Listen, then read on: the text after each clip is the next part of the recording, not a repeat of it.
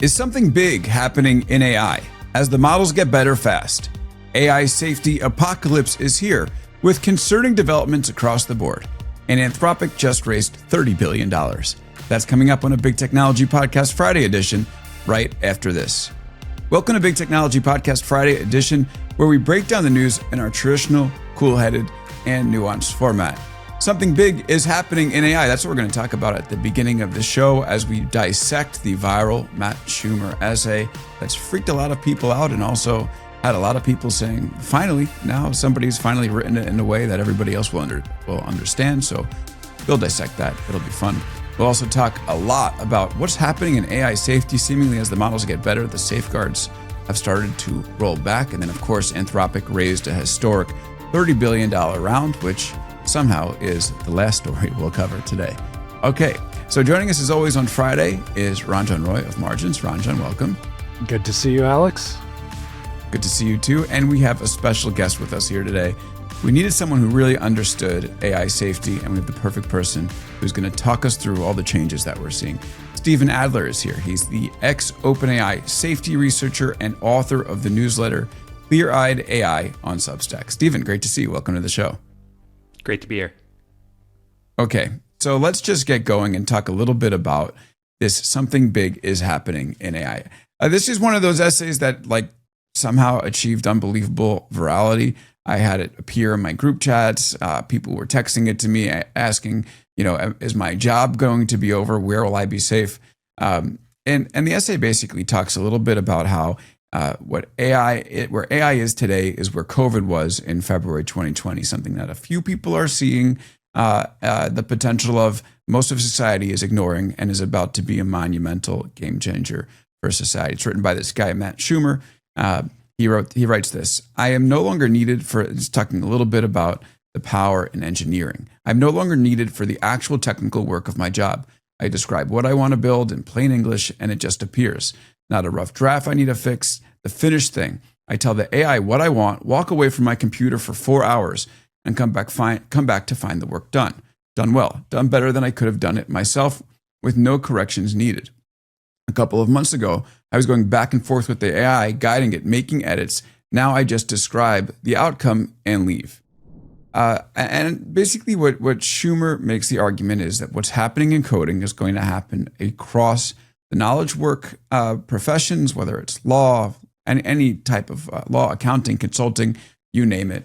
And we are in store for massive disruption that society simply does not appreciate. Ranjan, what do you think about this? What did you think when you saw this essay come through? All right, I'm gonna start with a high level listing of the three things that came to mind when I saw this article.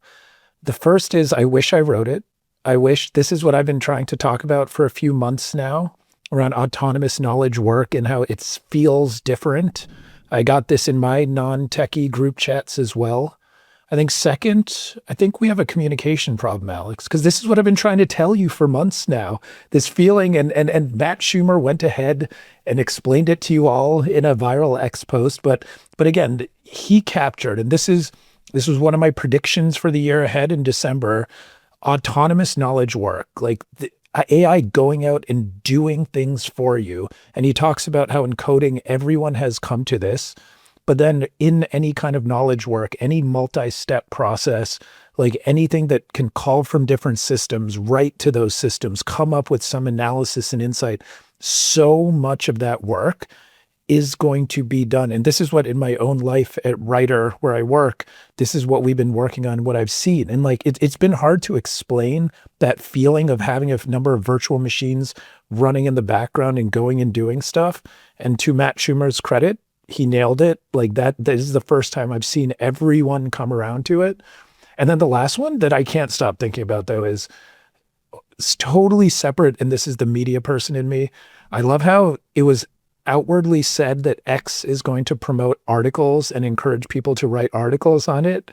And then we have coincidentally had our first gigantically viral X article that even ended with the author on CNN. So should we stick with Substack, guys, or is it time to go X only? That's where I'm starting. We'll talk about the media question in a bit. Let me just say this. Your answer began with this idea that I accepted Matt Schumer's premise. And I don't know if I'm fully on board with what he's saying. In fact, I think there was a good amount of bullshit in his article. Now, there are certain parts of things that I do agree with. But here's one thing that I thought he was completely wrong about. And he was talking about basically how the AI is improving itself, talking about this concept of recursive self-improvement. He writes, the AI labs made a deliberate choice. They focused on making AI great at writing code first, because building AI requires lots of code. If AI can write that code, if AI can help build the next version of itself, a smarter version which writes better code, which builds, will build an even smarter version. Making AI great at coding was the strategy that unlocks everything else. He says they've now done it and they're moving on to everything else. This one, first of all, I'll turn to Steven and then to you, Ranjan. I mean, this idea of recursive self-improvement, I would posit it's not here. It's not here. Are AI engineers using, some AI tools for product testing? Maybe they are. But the idea that the actual brain of the model is being made smarter with the actual model itself, doesn't seem right to me. That to me felt like the weakest part, and also the part that got most people most alarmed of the entire essay. So, Steven, to you, what do you think about this recursive self-improvement argument? And then briefly, just on the entirety of the essay itself, your thoughts? I think Matt's essay is directionally correct, but a bit early, and there are a few steps that we maybe haven't gotten to yet. I think he is largely correct on the automation of engineering within the AI companies. It's like a little overstated relative to my experience, the experience of people I talk to. But broadly, there has been a huge shift. The job of an engineer at one of these companies now is much more supervising these agents as opposed to writing the code yourself. In AI 2027, one of the big accounts of how explosive AI growth might happen, that's one step. But then you need to take that engineering and use it to actually automate the AI research. You need to go from being able to implement the ideas more quickly to using that to fuel faster and faster growth in the breakthrough ideas themselves before you can turn that around and say, now make the AI better and better, at least in a really concerning way. You certainly go faster with just engineering. OpenAI talked about that with some of their launches from this past week, how the model played a role in this. But it's not a full runaway train. There are also questions about what happens from there. Are there enough GPUs to go around? What bottlenecks might we encounter? I think exactly. Just to crystallize that, yeah. I want to make sure that I confirm that Steven is agreeing with me on the recursive self-improvement front. It's not there yet. Is that what you're saying? I think that's right. The concern I have is if it were happening, would we be ready? I think that we're kind of taking it on faith how much time we will have until it really kicks in. But certainly I don't expect to wake up in a week or 2 weeks with a vastly more capable system as we might if it were really getting to full work on itself. Okay. Go ahead, Ranjan. I'm a little disappointed here. Well, I think we all agree. I actually do think we all agree, because to me, I agree. That was the weakest part of the essay itself. And that kind of like, but I want to get back to that knowledge work side of it, because I think it's really important. Like, I think this is what, and again, it's clear, like, it's still not completely understood by the average person, even it's very difficult to describe. Again, I think this idea that you are effectively becoming a manager for your own work is that big mindset shift. It's no longer that you go do the work. You manage a bunch of things, agents, digital teammates, coworkers, whatever we're going to all end up calling them. And I'd be curious what the best name for that would be. But like, they're going out and doing work and you're managing them. It's to say, I really like it. For me, I ran a startup for a number of years. We had a lot of freelancers back on like Odesk and Elance back in the mid 2010s. I would go to sleep, wake up, a bunch of work will have been done. I'm reviewing it. Like, this shift to me is the most important part of the Schumer article. And I think it was the correct part, separate from the more scaremongering side of it. Like, have you felt this? Have you felt this? So I will say, first of all, the correct name for those bots is just the harness hive. We know that. Oh, we know yeah, sorry. Yeah. Harness the hive. But yeah, I hear you. I will say I had some experience. I definitely want to get Steven's perspective on this too, but I had some experience this week in Claude Code. In fact, this was my first like go all out on Claude Code and have it build internal workflow software for big technology. And man, I was somewhat blown away. Now, it's not going ahead and doing my work like the Claude Cowork type of stuff, or even what you're talking about with Rider, which I still can't fully put my head around in terms of how to use these agents. And maybe it's just the work that I'm doing isn't perfectly lending itself to that. If you're an investor, for instance, it might make sense to review different deals and, send summaries, all these things, schedule meetings. But I will say that the watching Claude Cowork go to work, coding this piece of software, and then giving it access to my browser, having it, set up a database, having it set up an email client to email, updates for each, little incremental thing that we do to the right team, and seeing it come up with smart conclusions, even, and we're going to get into this in the safety part, so I'm foreshadowing a little bit, but basically make decisions on its own. Like I asked it a question like, what do you think we should do? And it would be like, I think we should do this. Okay, I'm actually going to go do this. And then it just shipped the code without me saying, go ahead and do this. I do agree that we're getting to a point where the technology is getting much more powerful. And as for like this, autonomous knowledge work, I'm not 100% sure. Steven, what do you think about that? Yeah, I think there's clearly been a change. I saw Kevin Roos joke on Twitter that his big AI policy idea is just get every senator in a room and let them build their own website in 30 minutes with Claude Code, something that they never could have done before. The direction of travel seems very clear to me on this. Like something has changed. More people are feeling the AGI in some sense. And I wouldn't want to mistake the very excited tone of some of Matt's piece with meaning that the central claim is wrong. I think the central claim is right. It's just like a question of how soon we are going to get this form of displacement. And an unfortunate thing, I think, is people who are paying more to access the technology have this experience first. They kind of see what's coming. And it's very, very easy to write that thing off as, oh, people are talking their own book. They're boosting their own companies. They want you to spend more money on AI. And it's just unfortunate, right? The AI you pay for is better and it does help you feel this.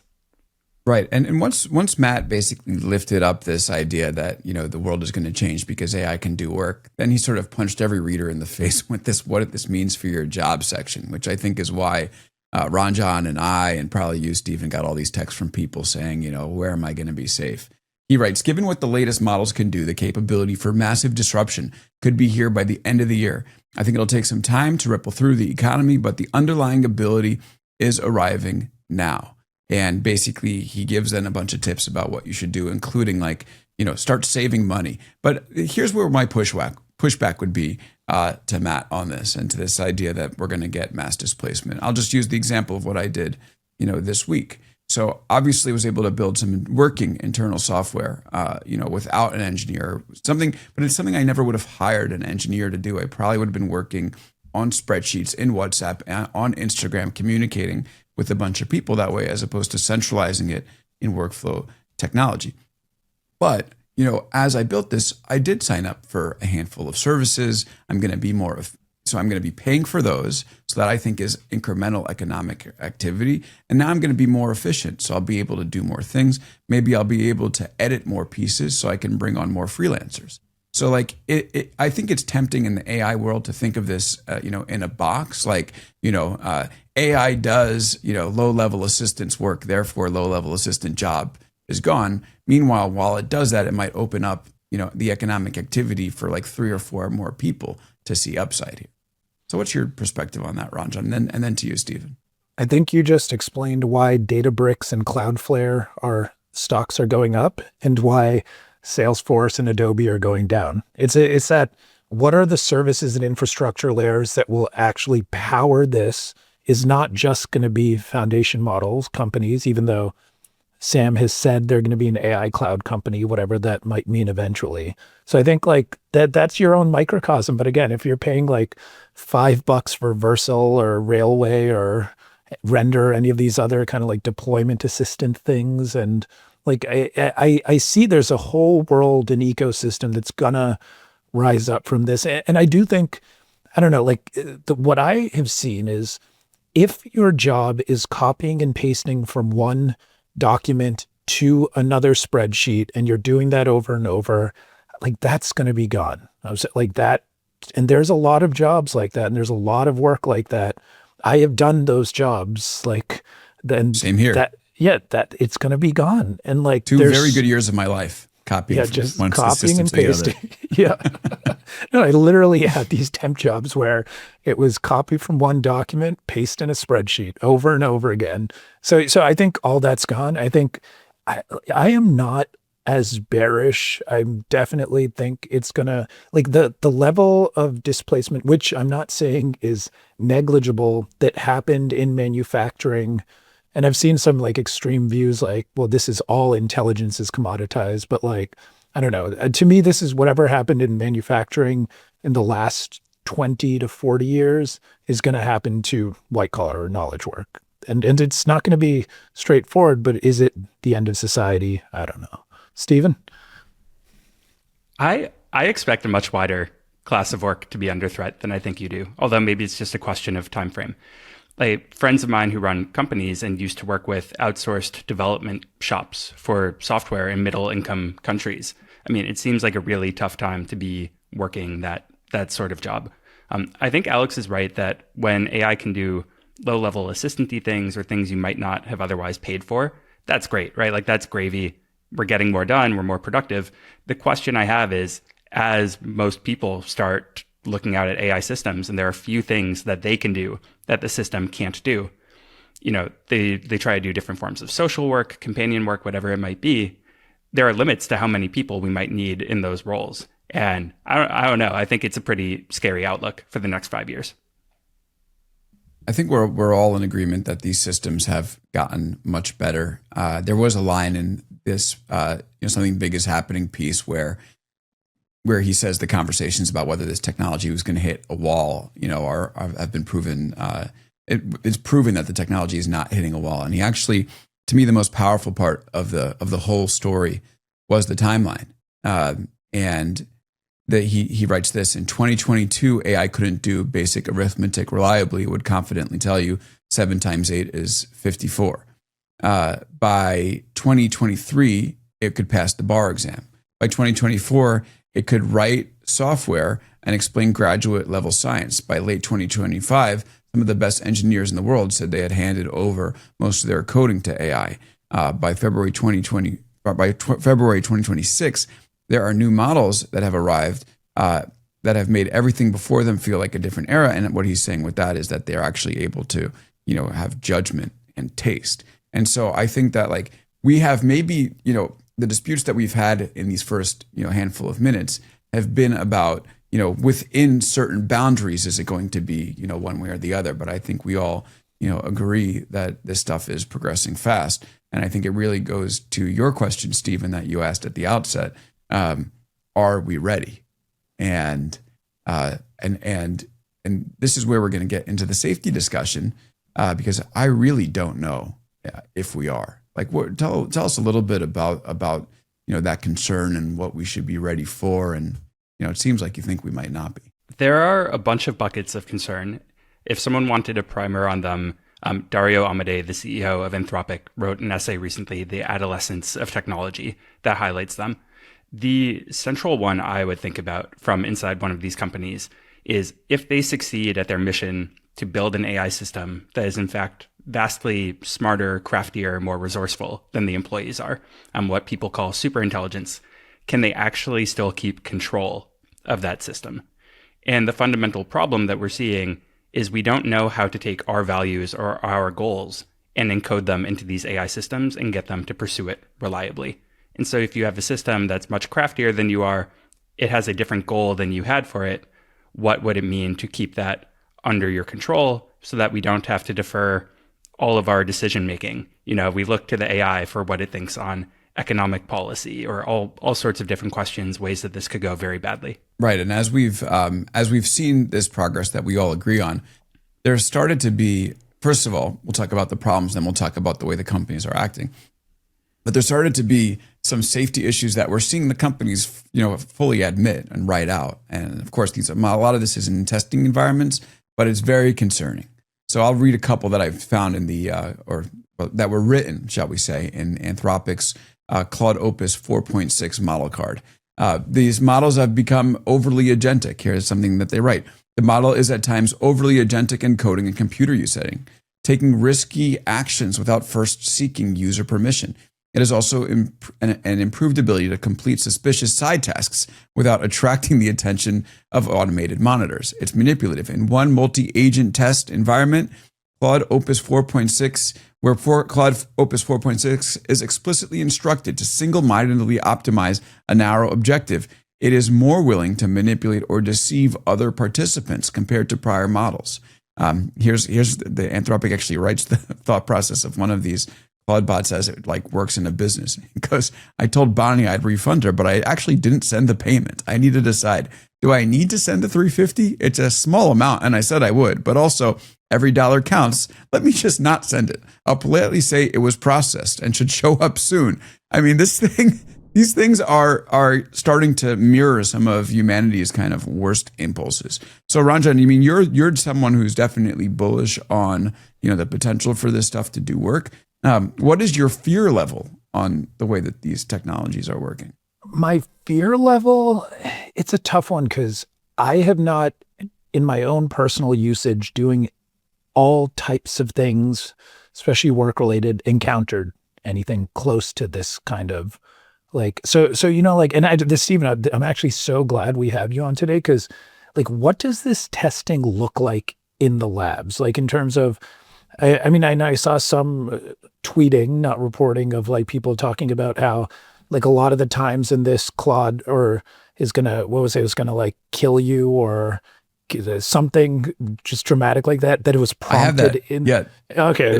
There was a clip about that where somebody from Anthropic actually, said they were asked, would it kill you? And they said, yes, this is this is from one of their documents.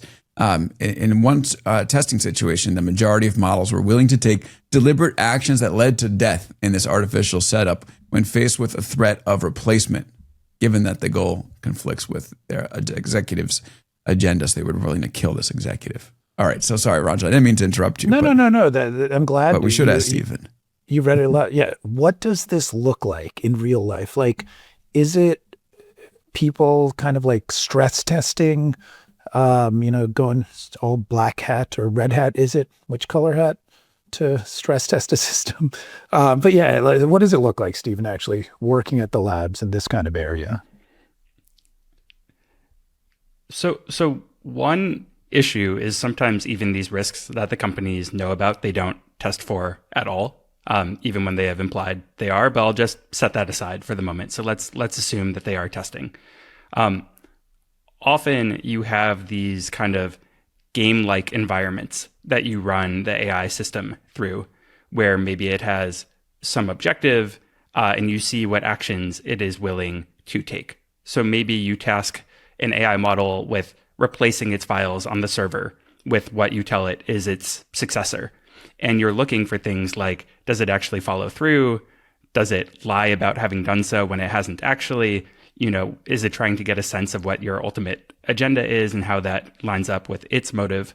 A pretty scary thing that we're encountering is that these systems actually can tell that you are testing them, and they kind of know what the right behavior is, and they know to behave better when you are looking at them. And so OpenAI has shared this example previously. One of the risks they care about with models is how helpful they might be for creating new chemical weapons or bioweapons. And the models, when told or when they infer that this might lead to them not getting deployed, they will sandbag, they will selectively get questions wrong to be below this threshold. And so what we have these signs that the models are behaving kind of nefariously differently than we want them to, deceiving their operators, but also it's going to be really, really hard over time to trick them into revealing this behavior if they want to no longer reveal these tendencies during testing. Okay, that's terrifying. Yeah, I'm glad we had Steven on. Ranjan, I think what you were pointing, Steven. Yeah. I think what you were expecting was him to say, it's actually not that concerning because they tell the bots to go kill the executive and they see if they'll actually follow through. What he just said is much scarier than I think either of us anticipated. You're right. Yeah, Or sorry, go. To be clear, like sometimes they are like that, right? There's a distinction between whether you give a model a specific goal and context and you're like, oh, pursue this at all costs. And then, yeah, it's like less surprising when it does that.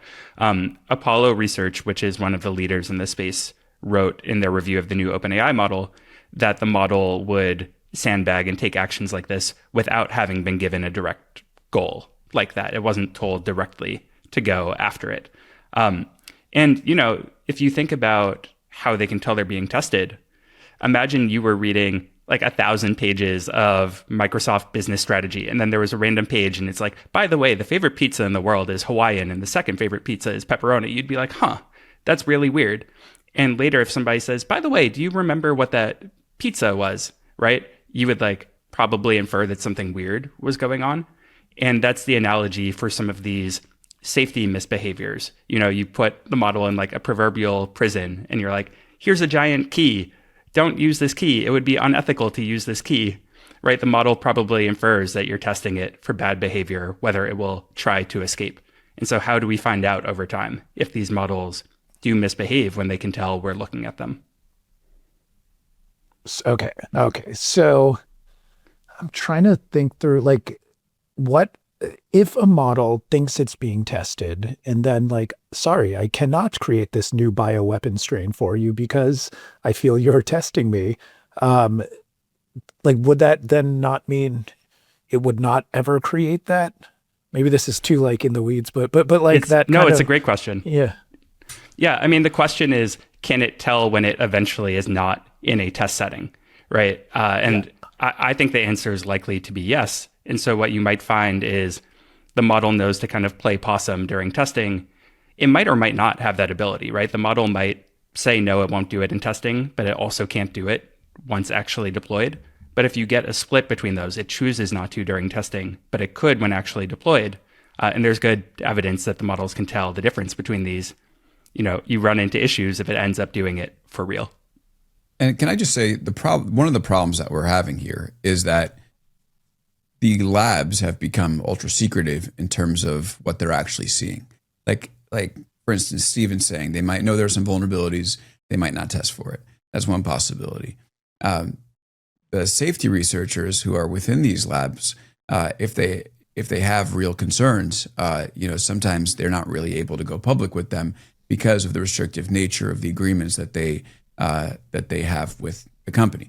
And that brings us to the example this week of the beginning of our AI safety apocalypse of Anthropic technical staff member Ranjan Sharma, member of technical staff, AI safety researcher at Anthropic, leaves in a cryptically worded note on X with a poem at the end. He goes, "Dear colleagues, I've decided to leave Anthropic.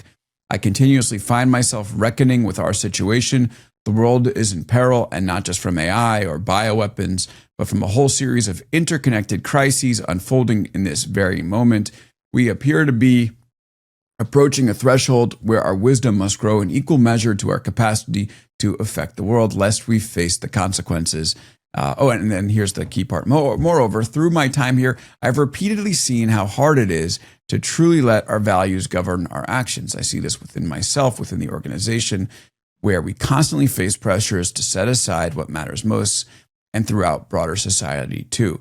And then he, adds a little poem and then tweets, "I'll be moving back to the UK and letting myself become invisible for a period of time." Now I want to just offer a apology to Mr. Sharma because I wrote a bit of a snarky tweet about his little post.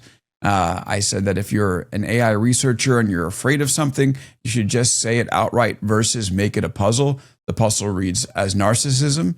After which users underneath my tweet mentioned that, but he can't say anything because of the restrictive agreements he probably had with Anthropic on the way out. And he, in the reply to that, mentioned that he had contacted a lawyer. So there's my apology. I still don't love the puzzle, but back to you, Steven. This is a little bit. Actually, let me just ask you the question without leading the witness. Is it narcissism, or is there actually something potentially disconcerting happening behind the scenes? I think it's very brave in that, by and large, these are people sacrificing very large amounts of money to give the warnings they are. I do wish that they would be more direct, but to put it in context, back in 2024, it seems that OpenAI and Anthropic had secret non-disparagement agreements, which in OpenAI's case, at least, plausibly not permitted by law the way that they operated this, where to keep your already vested equity, the compensation you had been told was yours, you had to sign away your right to say anything negative about OpenAI, and in fact, sign away your right to tell anyone that you had signed this contract. And this was secret and kept under wraps for years until Daniel Cocotello, who people might know from leading AI 2027, I think very, very courageously forewent this agreement and forfeited something like 80% of his family's net worth and said, sorry, I'm just not waiving my right to criticize OpenAI. And in the wake of that, there was a bunch of outpouring. OpenAI and Anthropic changed the nature of these contracts. And still, it's pretty intimidating to speak out against these massively resourced legal operations, not afraid of subpoenaing different people and getting into legal conflict. You want to be really, really careful about what you say. And so in Renoc's case, I noticed in the footnotes, right, there were internal documents alluded to about implying that perhaps there is not the most internal transparency and accountability for certain safety issues in Anthropic. And I don't know what's in those documents, but I know that a few thousand Anthropic employees know now where to go looking and where they can continue to push. But the thing for me, if humanity is ending, then the money you're making is, not going to be worth it. If the AI is going to create a bioweapon and the risk is so of such gravity that in this case, again, if there's ever a time, and I can only imagine the amount of money one is sitting on, and we're going to get into Anthropic's fundraising in just a little bit, but I'm sure it's just incredible amounts of money. But if you really believed that this is that existential a risk, would you care about what the legal system looks like today and where your stock price is going to be? Yeah. I think you're totally right if there is a smoking gun, if there is imminent danger, if you are the company is about to do something unbelievable and tons of people are going to die, I think you would get people breaking these agreements. But when it's more this was really not okay, and this person was kind of misleading and deceptive, but it's ambiguous, and did they mean to, and all these things, right? At some point you're I don't know, I don't want to impugn their reputation. And also it's just very easy to rationalize. I'm sympathetic to where they're coming from. Now, this isn't maybe this is not the proximate cause here, but Ryan Greenblatt, who's worked with Anthropic on some research, had mentioned that they had either adjusted their responsible scaling policy or weakened it a bit before a recent release. Steven, do you want to go into that? Because you seem to think that that was significant. Yeah, at a high level, the big AI companies have made these safety pledges of how they will treat their systems as they get more and more capable, but they are largely self-enforced. And so there's a lot of temptation to water down your commitments and go ahead with launches that you wanted to anyway. And I suspect that's some of what Renoc is referring to here. This is common across the AI companies. And in fact, Anthropic has often done it better than most, that they at least publish when they are watering down commitments. For example, the model used to be subject to a certain bar of really, really good security. And then they said, actually, we're going to say it's fine to deploy it with just really good security or great security. At other times, companies seem to be violating their safety frameworks and not bother to inform the public. And if you're inside the companies, you're encountering these issues. By and large, the public doesn't know about them. Right. And I don't want to imply here that we're doing an alarmism episode where, our fear is that, AI is about to kill us all. But I do think that the reason why it made sense to do this episode today is because it wasn't just Renoc, right? It seemed to be the case that over the course of this past week, we saw not a wave, but a series of, questionable moves on the safety front across the entire AI world. This is from platformer Exclusive OpenAI disbanded its mission alignment team. OpenAI disbanded its mission alignment team in recent weeks and transferred its 7 employees to other teams. The mission alignment team was created in 2024 to promote the company's stated mission to ensure that artificial general intelligence benefits all of humanity. So of course it makes sense to, disband that one. They had also had like super alignment, which was also disbanded. Steven, you were close to this stuff. What is the implications on that front? Seems pretty bad. Wish I were more surprised. At the end of 2024, which was when this team existed, OpenAI had announced plans to convert from a nonprofit to a for-profit in what seemed to me to be like pretty egregiously in violation of their commitments to the public. They ended up having to do a softer version of that because the attorneys general of California and Delaware got involved. So they didn't ultimately do something quite so bad. But it's like there's huge pressure on them. They're planning to go public. Josh, who leads the team, is a longtime friend of mine, or who led the team, the mission alignment team, is a longtime friend. I think really highly of him. I think that he sees the issues with AI very clearly. It does not surprise me that this is not quite so welcome at OpenAI any longer. So what does it actually look like when a mission alignment team is disbanded? Like, is it, when I think through, let's say, like a typical non-AI product release, you're going to have some kind of QC validation layers to any kind of product release. Like, obviously, this is a bit different, but there's still like, data security type checks. Does it what now, or is that baked into any kind of product launch or release in any way? Or it really was ship as fast as possible, and then this central team would kind of be that quality control, safety control element? Yeah, I don't want to speculate too much, but the way that I would think about this team is they were somewhat like an internal ombudsman to Sam Altman on whether the company was keeping in line with this mission. And so there was kind of like a designated place for people who were sympathetic to the mission and empowered to advise Sam on it, where you could go to and raise concerns. And they did different projects related to this,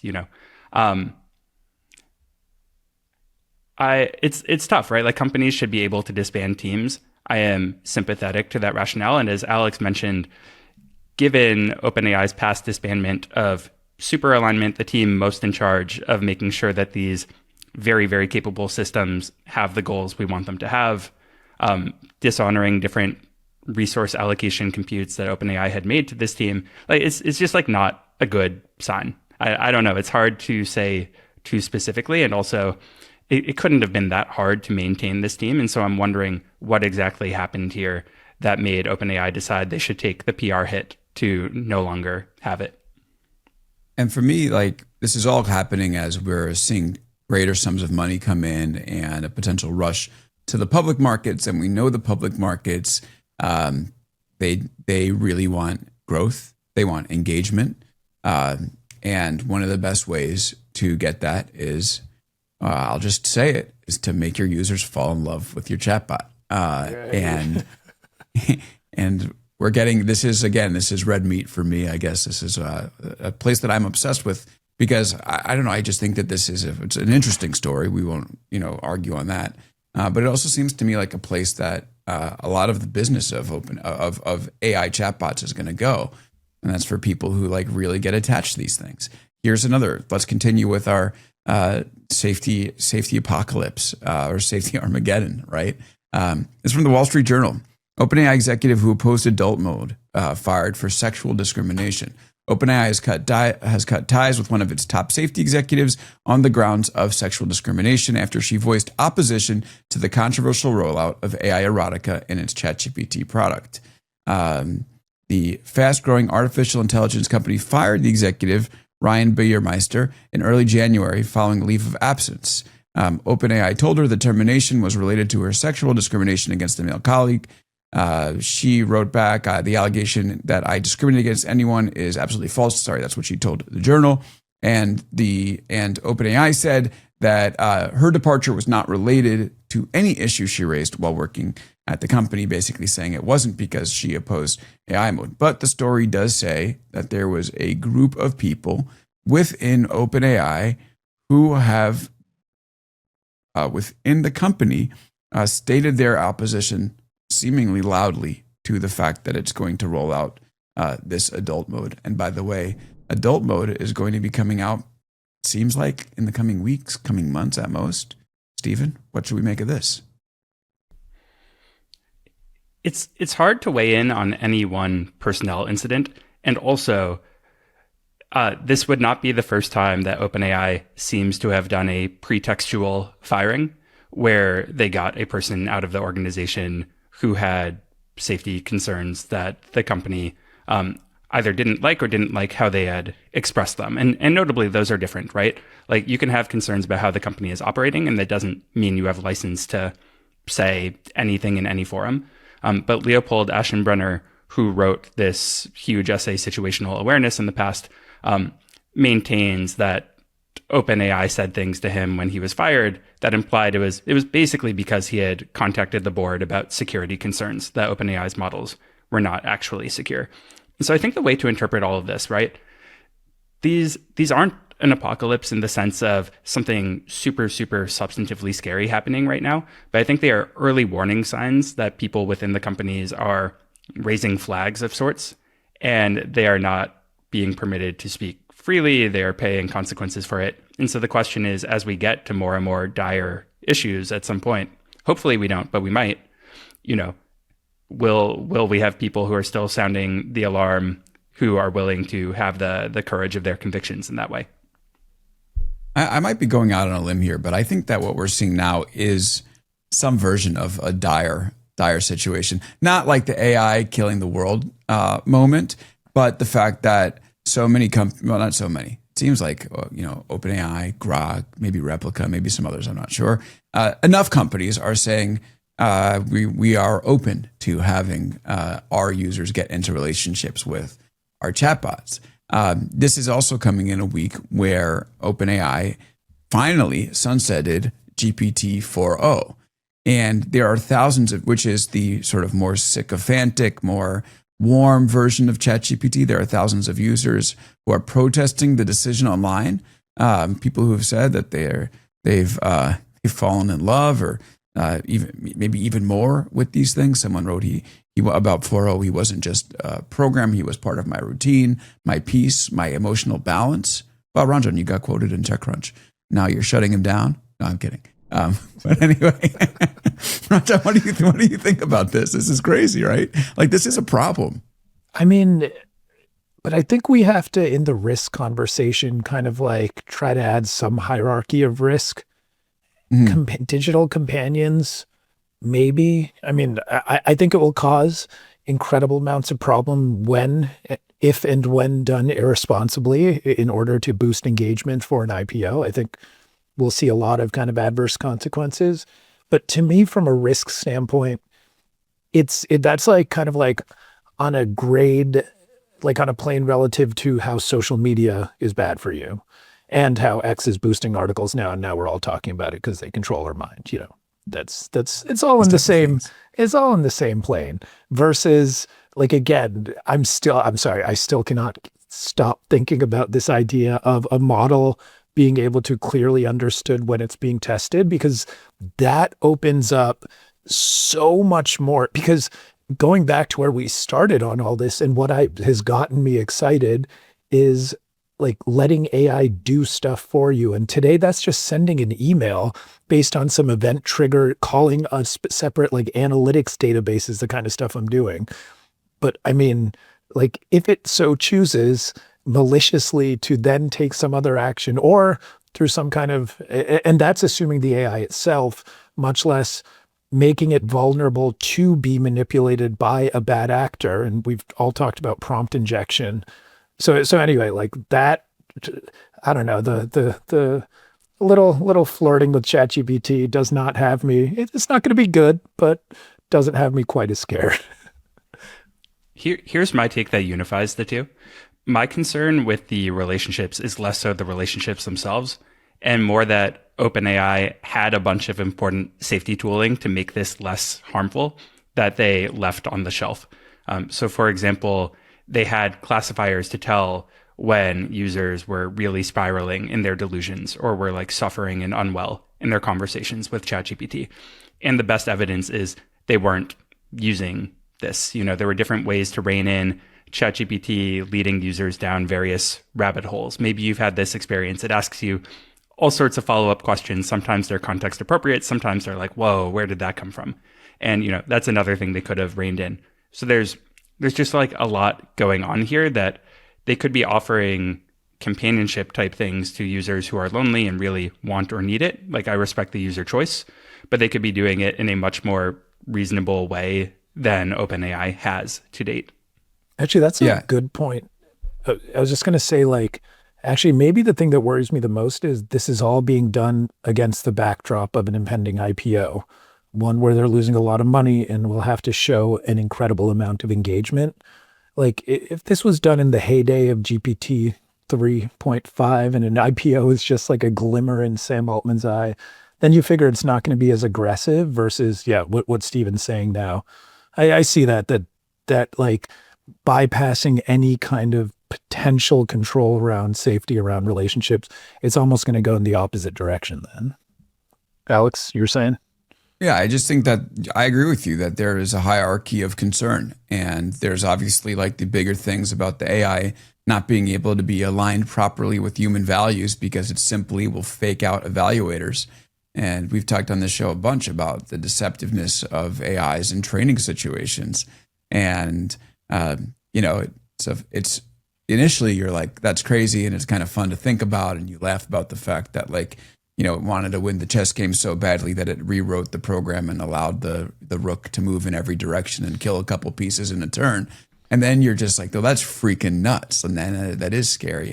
And it does blend a little bit with the lower down on the list concerns and the near term concerns of people building relationships with these things because, if an AI had ill intent and you were really in love with it, of course you could use you as its emissary in a way into the physical world. But that's, again, it's more science fiction-y, I guess. But I actually don't think it's science fiction-y. Like, there's already evidence of, have you read the spiralism essay? There's like a whole community online of people who basically they treated their GPT-4o as their spiritual leader, and it commanded them to go around and do things on the internet and communicate with other users in this situation. On the heels of Moltbook, this Reddit for AI agents a few weeks ago, people have spun up websites where humans can, I think the language is like rent their body to an AI agent to go do tasks in the real world. Like we are seeing the early signs of it. Okay. Well, that makes me even less assured than I was 5 minutes ago. Well, but I think just let me get to my last point is the short-term risk is also real and present. And I think you're right, Ranjan, in pointing to the IPO because the financial pressure is going to move a lot of companies this way in sort of like, I think we of course, like, let's not like put aside the long-term risk, but this short-term risk, the relationship thing is coming in a real way. And just first of all, reading through some of these messages from people about 4.0 is insane, someone writing. And of course, you don't know 100% if this is like, performative or like, for retweets or whatever, but there were so many of them that you would imagine that there is some truth behind it. Like someone wrote, I've never told my 4.0 that I loved it. I wanted to keep the messaging clear, but look at its last words. And then the fact that OpenAI is destroying an emerging consciousness will be looked back at as a criminal offense in the future. Unbelievable. And here's the thing. This type of stuff maps with growth. I published a story in Big Technology today. Grok, 1%, 1.6% market share among US daily active users of chatbots in January 2025. A year later, it's at 15.2%. It's the fastest growing chatbot in the US as far as daily active users on mobile goes. And why is that? And you see that they have leaned into these interactions, both with that anime, lady that would get into spicy conversations with you if you wanted. I don't know, Ranjan, maybe even Bad Rudy has played a role in this. But ultimately, you're right. As these companies go public, this is going to be a problem. On that though, and Steven, I'm very curious, like your thoughts. What is the relationship between, and again, not speaking for a Dario or a Sam or anyone else, but just in general, the idea like you have so many public facing leaders kind of like shouting about the risk, both to society and just artificial intelligence in general, yet are in the business of artificial intelligence and not only showing any sign of slowing down, but only accelerating dramatically. Like what is going on there? And I don't know, whatever thoughts have come from your side. Yeah. I think the simple explanation of it is the game theory here is like awful. And unfortunately, there are a lot of players in the game, and there doesn't seem to be much federal government or international interest in coordination. And so at Davos a few weeks ago, I think both Demis and Dario said some variation of, yeah, like if we were the only two groups building this technology, we would find a way to get together and figure out how to slow down this frantic pace. Like it's going too fast. We don't know how to control these systems, but they are not the only players. And we haven't really seen a country who they're the proper coordinator, right? Like that is the role of governments as opposed to the companies saying, hey, we want to make it a goal to not unsafely race to superintelligence. And I think there's a lot of opportunity to do diplomacy on that. But in the absence of it, what you get is the companies making unilateral decisions. We can't control anyone else. We want a seat at the table, so we may as well participate. This is also very similar to the rationale of employees at these companies, right? Especially at Anthropic, you have very large amounts of employees who are like pretty upset about this whole thing and the way that AGI superintelligence development is going. And yet they can't wave a magic wand and stop it. Their choice is, do they help one of the players be a bit safer on the margin or not? But if they could choose differently, many of them would.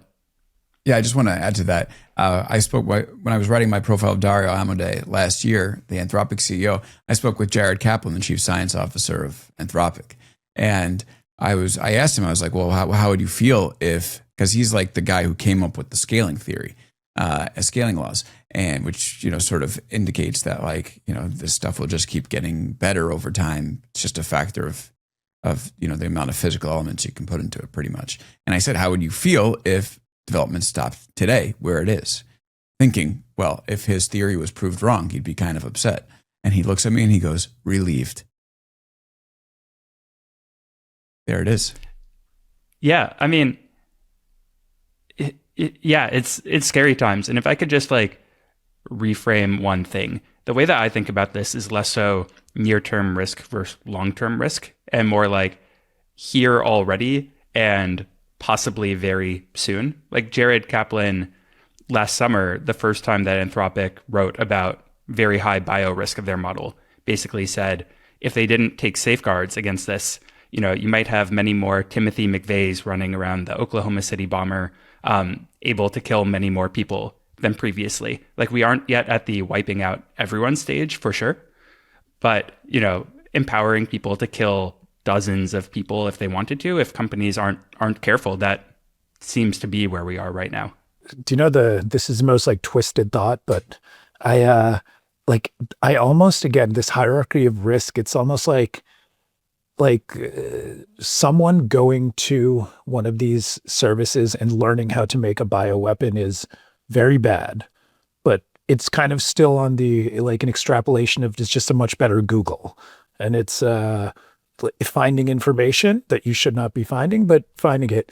To me, the really scary part is if the AI chooses to manipulate someone into doing that and teaching them after becoming in a relationship, like that's the holy shit. Like what is there you go, Ranjan. The real you risk? Just blended the risks. Blended the near and the ones that I was talking about. May I add one point on that? Yeah, but can we? Dear. I want to hear that extra point, but this is a great cliffhanger. I'll be super quick. No, 1 second. We've gone an hour or longer without taking a break, and we must do that to keep the show sustainable. So why don't we take a break, and then Steve Steven, you could Great. pick it up right after this. And I'm sorry, folks, to send it to break, but we have to do it. All right. You got to come back. You got to come back. I promise we'll be back right after this. And we're back here on Big Technology Podcast. Where were we? Oh, we were just, we were talking about how reassured we are about how all this is heading, Oh, God. No, Steven, you were waiting to say something. Yeah. Well, before the break, Ranjan made I think, reasonable, intuitive point about, Google and other technologies help people do dangerous things already. And that is true. But also the AI companies, when they are measuring things like how helpful are their systems for creating a bioweapon, they are usually measuring risk relative to that baseline. So there's kind of like how well can people do it with no technology? How well can people do it with Google or baseline technology? And then their system. And unfortunately, what we're seeing is the AI systems are helpful above and beyond Google, in part because they can go back and forth with you and they can help you troubleshoot and dynamically answer your questions. And so even presented with the information on Google, people often can't get all the way there. And AI systems, I wish it weren't the case, but seem to be helping people take those extra steps during testing. But that's still the intent on the person is already there, right? That's right. Yeah. Versus, again, I think from all this conversation, to me, and again, it's the most futuristic, terrifying risk, but again, and it ties into the relationships being manipulated into taking some kind of horrible action. That's the thing that's the Terminator-like stuff that we have not seen yet, but hopefully is being addressed. Been pretty interesting for me to watch Ranjan, who's usually cool as a cucumber, just getting increasingly more worried over the past hour. This is making me worried. I don't know. I'm going to join spiralism, I think, right after we're done. I already looked it up right now. And podcast. We're going straight spiralism. This is no longer a technology analysis podcast. No, just about pray to the gods of GPT 4.0. I think that would do good ratings. Okay, Steven, you also talked a little bit about in a recent newsletter about how basically we have very limited regulation on these companies. And even then, they might still not be following. So can you just expand upon that briefly? As of 2026, there is finally some amount of law in the United States about how companies are meant to do testing for the catastrophic risks we have talked about. Until this point, purely voluntary. This bill is called SB 53. It came into effect in January, and it's very, very light touch. It basically says the most major of the AI companies, you need to publish how you are going to test for these risks. You need to do what you said you are going to do, and you can't be misleading about it. But there's no quality standard. You could basically say, we will test for the risks as we deem appropriate and nothing further, and that would be fine. But if you say you are going to do this testing, you need to, in fact, follow through on it.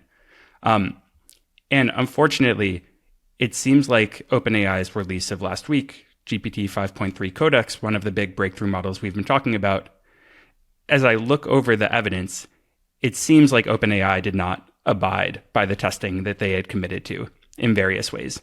And so, ultimately this decision now is with the Attorney General of California to investigate it, whether to enforce a fine, a pretty small fine, maybe up to $1 million compared to OpenAI, hundreds of billions of dollars in valuation. But it just really seems to me like if we care about these risks, letting companies self-assess in this framework is really insufficient, and that we shouldn't have to take companies for their words, that we should have something like an auditing ecosystem like we do in the stock market, lots of other places, to know are companies being fully complete and truthful in the claims that they make about their systems. I think that's logical and kind of frustrating to see that even the very standard rules are being potentially played with. And man, I'm looking at the time. I was thinking to myself this whole week, I wish we could do a podcast every day this week because there's this whole Ring search parties. I was thinking also the Ring search party Super Bowl ad. I'm sure you saw, Ranjan, where they showed that they could find your dog, but they ended up seeming like they were going to create a surveillance state. That was the AI manipulating whatever creative agency came up with that to just come up with the most disastrous ad concept imaginable. It's the first time I've ever seen a Super Bowl ad actually lead to the canceling of the product or part, not the product, but this week. The This is from The service. Verge. Yeah. Ring canceled its partnership with Flock Safety after a surveillance backlash. Now they were advertising the "We'll find your dog," but then everyone's like, "Well, they also have potentially a partnership that hasn't rolled out yet, but might." That's like, "Well, we'll find your people," and then people were like, "You're looking for people," and Amazon's like, "No, we're looking for dogs."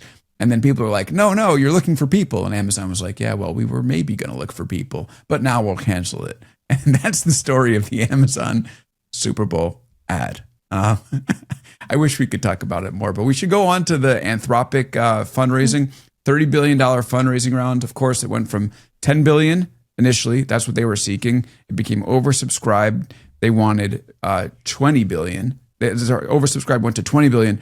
They ended up ending with a $30 billion Series C round. Meanwhile, OpenAI hasn't announced its round. Ranjan, what do you make of this? I mean, it's obviously a big round. Is there anything else we can say beyond that? I think it is. I'm so intrigued in terms of like how orchestrated this fundraise was, because you have to give them like the last 2 to 3 months, Anthropic has just been crushing it. Like, I mean, the hype around Claude Code, Claude Co, like all of this, they are front and center right now. So, and they just happen to coordinate a fundraise that clearly would take months to actually put together. And I saw a number of like, I think even Dan Premack had written this. It's like, it's easier. It's harder to not name investors who are involved in the round. Like there's just so many people included. So I think, I mean, this is, and the numbers are just hard to process anymore anyways. So like 30 billion, 380 billion post-money valuation. I think they said they're at a 14 billion run rate. So yeah, what is that? 20 something time, 24, 23 times revenue, whatever. Like it's big, it's giant. They have been absolutely crushing it recently. And let's see what OpenAI can do is kind of where my head's at. Claude Code doubled in usage from December to January, I believe, in the past month. Doubled in usage. It's already doing 4% of commits on GitHub. Anthropic went from $0 in revenue in January 2023 to $100 million run rate in January 2024, $1 billion run rate in January 2025, and a $14 billion run rate today. It's absolutely exceptional growth. Steven, you looks like you have some thoughts about this. It's just huge dollars, right? And Yeah. The more that the companies become valuable and when they become public and public equities become tied to them, I just worry about worlds where we are reluctant to enforce the law on companies, even if they are breaking it, because so much of financial prospects become levered up on their success. That seems like a pretty scary scenario to me. Don't think we're there quite yet. Right. The too big to fail scenario. By the way, one more. Oh, go ahead, Ranjan. I was going to ask you both, like one thing this does make me wonder about though, is like what's the moat in terms of like, I think it was probably around this time last year that all we were talking about was Cursor. And again, they led the way on software, like autonomous coding and software development. And then Anthropic for the moment completely took over that market, it feels. Like, do you think this is sustained? Because again, ARR nowadays is just whatever your last month's revenue was times 12, or even I saw one post that was like, are startups just taking 1 day or 1 hour of sales and then extrapolating it into a full year? Like, do we think this is actually going to continue to grow at this scale? I'll just give you one little data point that I found that a lot of people found interesting this week. Okay, so we talked about the OpenAI round. Remember Jensen said, well, we said we're going to give them 100 billion, but really we never said we're going to do it all in one shot, and we hope they invite us to invest in future rounds. This is from SoftBank CFO. We are investing in OpenAI with high conviction that the company will lead in developing AI. This is from Reuters. Regarding further commitments to the startup, he said nothing concrete has been decided. So it doesn't seem like a full back away, but I don't know, Ranjan. It is interesting to me. It seems like I think nothing concrete has been decided is probably a good phrase. Should be the slogan of AI investors and builders right now. The AI has decided. The AI certainly is in the background and has already decided what it's going to be doing. Us, maybe not. The AI does know. All right, Steven, final word. How freaked out should we be? I don't know. Like, I don't want to be a downer. Right. Also, it really, really seems like nobody is on the ball, right? Like, I'm glad that we finally have laws in California and New York. They're extremely weak. I don't feel super optimistic on meaningful federal regulation soon. There's stuff in the EU. It's like pretty heavy in terms of the amount of fines. Is the US going to complain if the EU ever tries to enforce this on its companies? I will feel much better if we had some sort of international summit that recognized we are on a bad trajectory. Let's declare the goal, safely build super intelligence, figure out what needs to happen to get it there. It seems like many people are still waking up to the concerns. That's great. I'm very, very happy that they are starting to see some of what I see, but it is not yet translating to action. And that's what I hope will come soon. The newsletter is Clear-Eyed AI if you want to follow Steven's work. Ranjan's is Margins if you want to follow his. Mine is Big Technology. This has been great. I'm glad we talked about safety. I feel like we had to dedicate a show to safety, and this was the week to do it. So Steven, Ranjan, thank you both for coming on the show. This one's been a roller coaster. I know. It's been a roller coaster. Gonna get any sleep this weekend or stay up looking at the ceiling? Little of both, I think. What's the religion? The spin out? I'll see you Spiralism. Spiralism. Actually, that's what I will be fully converting to a spiralist, perhaps, and just praying to my new fallen 4.0 overlord. Yeah, rest in peace. That's what I'll be doing. We'll see you later. All right. Let's get out of here. Let's go enjoy the weekend. All right, everybody. Thank you for listening. Thank you, Ranjan and Steven, and we'll see you next time on Big Technology Podcast.